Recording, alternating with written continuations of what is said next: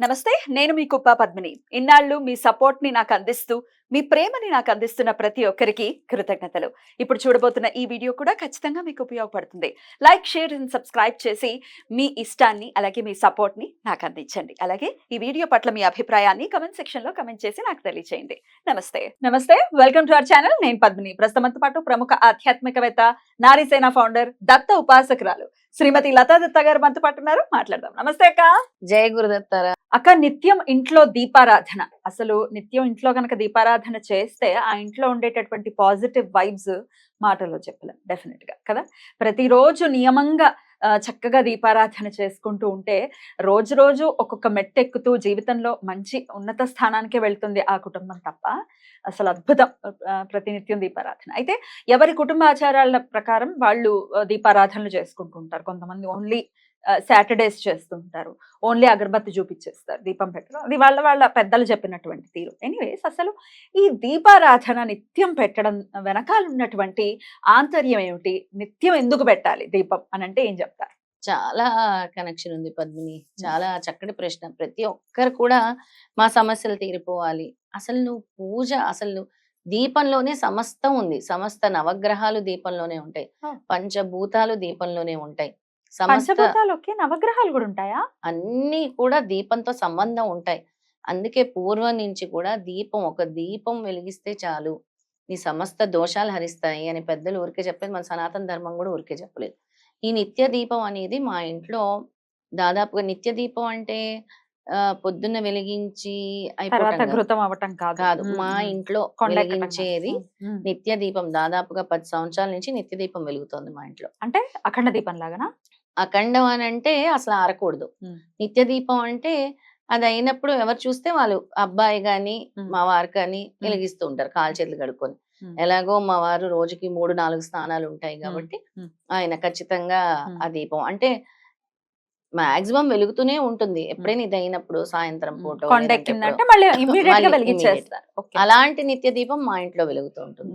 అది చాలా కష్టతరం అయింది. అది పెట్టమని నేను సజెస్ట్ చేయను అందరికి, ఎందుకంటే అందరికి కుదరకపోవచ్చు. మళ్ళీ చాలా ఇంట్లో ఏవో ఉంటాయి, పిల్లలు ఉంటారు, అలాంటివన్నీ 3 రోజులు తాగకూడదు, ఇలాంటివన్నీ ఉంటాయి. కాబట్టి నిత్య దీపం ఏ పద్ధతిలో అంటే ప్రతిరోజు మీ ఇంట్లో దీపం వెలిగించుకోండి. దాన్ని నిత్య దీపారాధన అంటారు. నిత్య దీపారాధన చాలా శ్రేష్టమైంది. ఎంతటి గొప్ప ఫలితాన్ని ఇస్తుందంటే భగవంతుడే చెప్పాడు, నేను దీపంలో ఉంటాను అని. ఆత్మ రూపంలో, జ్యోతి రూపంలో, పరమాత్మ రూపంలో వెలిగేది దీపమే అని. అయితే ఈ నవగ్రహాలతో కనెక్షన్ ఎలాగా అనే కదా నువ్వు అడిగావు. అవునక్క. మట్టి ప్రమిదే శ్రేష్టం అని చెప్పారు పూర్వం నుంచి కూడా. మట్టి ప్రమిద అంటే సూర్యుడు, సూర్య భగవానుడు. మనకి ప్రథమంగా కనిపించేది సూర్య భగవానుడు. అలాగే అందులో వేసే నెయ్యి చంద్రుడు, అందులో వేసే ఒత్తు బుధుడు, అందులో వెలిగించే అగ్ని కుజుడు, అందులో వచ్చే పసుపు రంగు వెలుగు గురువు. మనకిస్తున్న వెలుగు ఎవరిస్తున్నారు? గురువు. పసుపు రంగు గురువు. అందులోని నీడ రాహువు. అందులో నుంచి వచ్చే నల్లటి ఇది ఉంటుంది చూసావా, అది శని. ఇప్పుడు ఒత్తు మాడిపోయిన తర్వాత పడిపోతూ ఉంటుంది. నిత్య దీపంలో కూడా ఒక్కోసారి ఒత్తు వెలిగి నల్లగా పడుతూ ఉంటుంది, అది శని. అలా అన్ని గ్రహాలతో కూడా సంబంధం ఉంటుంది. మరి శుక్రకేతువులు కూడా నీకు చెప్తున్నాను, అందులోనే ఉంది. అయితే ఈ గ్రహాలన్నిటికీ పంచభూతాలకు కూడా మనకు అంతటి సంబంధం ఉంది. అయితే రాహు గురించి, శుక్రుడు దీపం నుంచి వెలువడే కిరణాలే శుక్రుడు. అయితే గురువు ఎలా అయితే ఎల్లో కలర్ లో ఆ వెలుగు ఎలా అయితే ఉందో, అలాగే కిరణం శుక్రుడు. మనకు ఒక్కోసారి ఇలాగా రే లాగా కనబడుతూ ఉంటుంది మనం వెలిగించినప్పుడు. ఇప్పుడు వెలుగు వచ్చేది గురువు, ఆ తేజస్సు గురువు. అక్కడి నుంచి ఒక కిరణాల్లాగా కనిపించేది శుక్రుడు. ఇంకా అలాగే కేతు గురించి కూడా మనం చెప్పుకోవాలి కదా. వెలిగించటం వల్ల పొందే మోక్షమే కేతు. ఏదైతే మోక్షం ఉంటుందో అదే కేతు. ఇవన్నీ చేసేది అంతే కదా, కృతజ్ఞతను ఆవిష్కరిస్తూ ఆయన వైపుకి మనం పయనిస్తున్నాం అంటే మోక్షానికే కదా. మోక్షానికే కేతు. ఇంకా పంచభూతాలతో ఎలాగా అనుసంధానము అని అంటే, అయితే ప్రమిదపు మట్టి భూమి, అందుకే భూమితో అనుసంధానం అయ్యాం. అలాగే నెయ్యిని నీరుగా తీసుకుంటాం మనం మరిగించేది. అలాగే అగ్ని జ్వాల నిప్పుగా తీసుకుంటాం మనం. అలాగే దీపం వెలగడానికి కారణమైన ఆక్సిజన్ గాలిగా తీసుకుంటున్నాం. అవును, లేకపోతే వెలగదు కదా. మరి దానికి ఎవరు? వాయువే కదా, అదే గాలి. అలాగే దీపపు కాంతిని ప్రసరింపచేసేది ఆకాశంగా తీసుకుంటాం. ఇలాగా ఇక్కడ ఆకాశము, ఉమ్. నీరు, నిప్పు, నిప్పు, భూమి, అగ్ని ఉమ్. పంచభూతాలు కూడా వచ్చాయి. అందుకే ఒక దీపం వెలిగిస్తే చాలు. ఉమ్. ఆ దీపం కూడా ఎలా వెలిగించాలో చాలా మందికి తెలియదు పద్మిని. ఉమ్. ఏక ఒత్తు అనుకుంటారు. ఉమ్. 2 ఒత్తులే వెయ్యాలి, ఉమ్. 2 దీపపు కుందులే పెట్టాలి. ఉమ్. ఇత్తడివైనా అవ్వచ్చు, వెండివైనా అవ్వచ్చు. ఉమ్. 2 శ్రేష్టం ఒత్తులు మాత్రం వేసుకోవాలి. ఇది మీరు ఇందాక మట్టి చెప్పినట్టుగా మట్టి మట్టి ఉమ్. రెండు రెండు పెట్టాలి. ఓకే. ఉమ్. ఉమ్. ఉమ్. ఒకవేళ మీరు 2 మట్టి ప్రమిదలు పెట్టుకుంటానన్నా 2 మట్టి ప్రమిదలు పెట్టుకోండి. ఉమ్. లేదా మీరు దీపపు కుందులు పెట్టుకుంటానంటే పెట్టుకోండి. అప్పుడప్పుడు మట్టి ప్రమిద పెట్టుకోండి. ఉమ్. ఏదైనా ఒక సంకల్పం చేసుకుంటున్నారు అప్పుడు మట్టి ప్రమిద పెట్టుకోండి. నా ఇవి ఉంటాయి కదా, నవరాత్రులు ఉంటాయి. ఉమ్.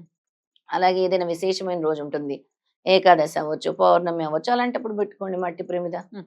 అలా 2 ఒత్తులు మాత్రం కంపల్సరీ వేసుకోవాలి. ఉమ్. లేదా ఒకటే దీపపు కుందు పెడితే 3 ఒత్తులు వేసుకోవాలి. ఉమ్. 2 దీపపు కుందులు పెడితే 2 ఒత్తులు వేసుకోవాలి. ఉమ్.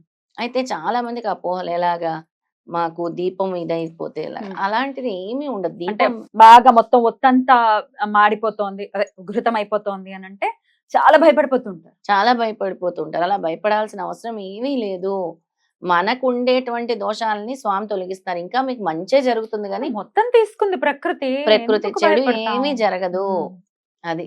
ఉమ్. ఇది చాలా మంది భయపడుతూ అయితే ఈ ఉంటారు. టాపిక్ గురించి మాట్లాడినప్పుడు, అంటే మొత్తం ఒత్తి కాలిపోతే ఏంటి దానికి సూచకం అని మాట్లాడినప్పుడు కొన్ని కమెంట్స్ నేను అబ్జర్వ్ చేశా. ఉమ్. ఇలా ఒత్తి కాలిపోవటం మొదలెట్టిన తర్వాత మా ఇంట్లో చనిపోయారు ఉమ్. అని చెప్పి, అరే దీన్ని ఇట్లా లింక్ చేసుకున్నారా? చనిపోవటం అనేది ఖచ్చితంగా జరుగుతుంది కదా, ఎవరు శాశ్వతంగా ఉండిపోరు కదా.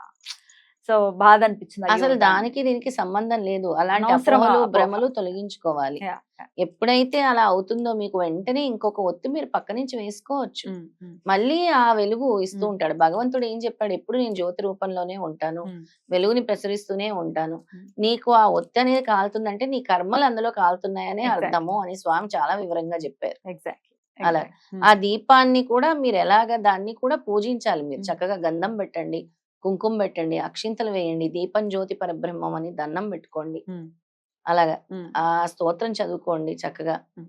అంటే సంధ్యా ప్రతిరోజు దీపం కూడా ఉంటుంది ఆ, అదే. ప్రతిరోజు కూడా. పొద్దున్న సాయంత్రం కూడా దీపారాధన చేసే అలవాటు చేసుకోవటం అనేది ఎట్లాంటి పరిస్థితికి దారి తీస్తుంది అనుకోవచ్చు? చాలా శుభ పరిమాణాలు ఇస్తుంది. సంధ్యా దీపం ఇంకా మంచిదని చెప్తుంది మన అవును. శాస్త్రం గాని సనాతన ధర్మం గాని. నువ్వు ఏదైతే అనుకుంటున్నావో అది నెరవేరాలి అని అనుకుంటే నువ్వు కంటిన్యూస్ గా ఉదయం సాయంత్రం దీపం పెట్టి చూడు నీ ఇంట్లో, ఉమ్. తప్పకుండా అది జరిగి తీరుతుంది. మార్పు అనేది ఉంటుంది లైఫ్ లో. తప్పకుండా మార్పు అనేది ఉంటుంది. ఇది కూడా ఒక ప్రాక్టీస్ కదా పద్మిని. ఉమ్. ఎంతమంది వెలిగిస్తున్నారు ఉదయం పూట దీపం వెలిగించడానికే టైం లేని రోజులు ఇవి. ఉమ్. అలా ఉదయం సాయంత్రం వెలిగించి దాని యొక్క రిజల్ట్ పొంది మీరు చెప్పాలి, మాకు దీపం వల్ల మాకు ఇది జరిగింది అని.